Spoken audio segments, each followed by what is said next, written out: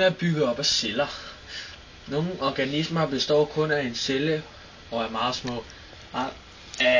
For eksempel blåhval, den har mange milliarder af celler, der samarbejder. Og så bliver det til en stor organisme. Ordet celle, det kommer fra kommer fra latin og betyder det lille rum. Fra cellen er et lille rum med en cellemembran rundt om. Inden i cellen findes der alle de dele, der gør, at cellen kan udføre sit arbejde. Husk lige den.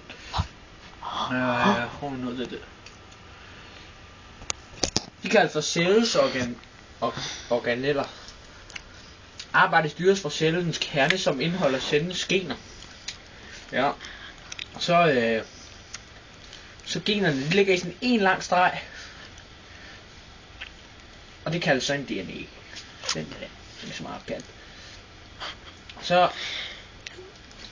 hvert gen, det rummer koden til en protein, som cellen kan lave, hvis der bliver brug for proteinet.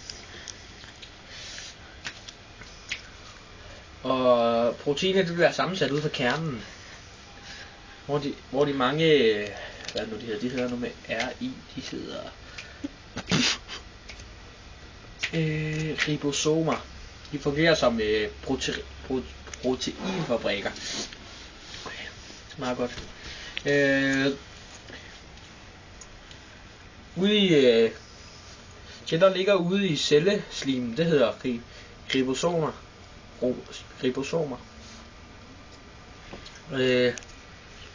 Der ligger cellens energifabrikker. Eller de findes der, hedder det så. Det er det. Og de kaldes så for mitokondria.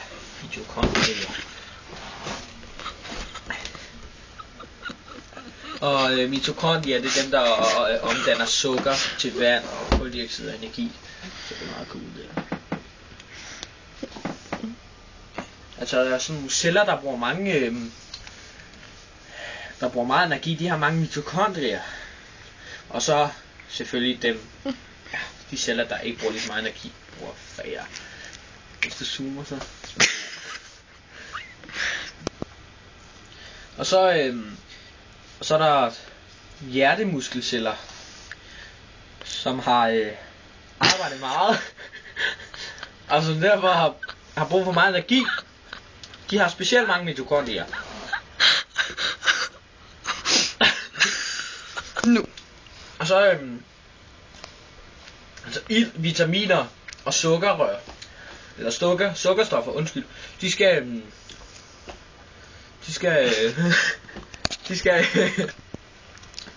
og så ilt og vitaminer og sukkerstoffer, de skal hele tiden være fyldt i cellen. Og så stofferne, de stoffer der, altså sukkerstoffer, vitaminer og ilt, de kommer ind igennem cellemembranen og bruges ind i cellen. De affaldsstoffer cellen producerer transporteres ud igennem cellemembranen, og så hvor de så for eksempel fører væk med blodet. Og så findes der to hovedtyper af celler, og det er så plantecellen og dyrecellen. Og så er der lidt. Alle planter er bygget op af planteceller, det giver jo sig selv. Nu skal man ikke være dum for det. Og så planteceller eller anderledes end dyreceller. Eller planteceller er anderledes end dyreceller på to vigtige måder. Den ene det er, de indeholder grønkorn, og den anden, de har en cellevæg udenom cellen, der gør dem hårde. Det vil sige hård.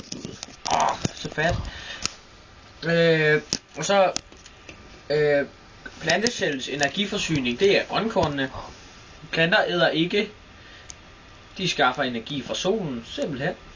Ja, det er bare noget vand, og så vokser de, hvis du stiller dem i vindueskarmen eller noget andet. Og så grønkornene, de omdanner så vand og koldioxid til sukker. ved hjælp af solens energi. Så processen ser ikke noget undskyld her til. Det klipper du bare. Ja. Vand plus koldioxid er lig med sukker plus solenergi. Og så altså det er planterne, som optager vand gennem rødderne, og koldioxid findes i luften. Det vil sige også når vi ånder ud, så vi ånder så CO2, men det er lige meget. Og så og det kan så optages gennem små åbninger i bladenes underside. Planter er grønne på grund af de små grønkorn, som findes i deres celler. Og så kan man se grønkornene i mikroskop, for eksempel, eller hvis du har et eller andet kamera, der zoomer mega godt, så kan man måske også bruge det, ved jeg ikke, mulig løsning, kreativt. Og så hvis man er heldig, så kan man faktisk se, at de bevæger sig rundt i cellen. Det er ikke noget med, hvor du sidder det var sådan noget. Ja. Tak for i dag, du. Skal ikke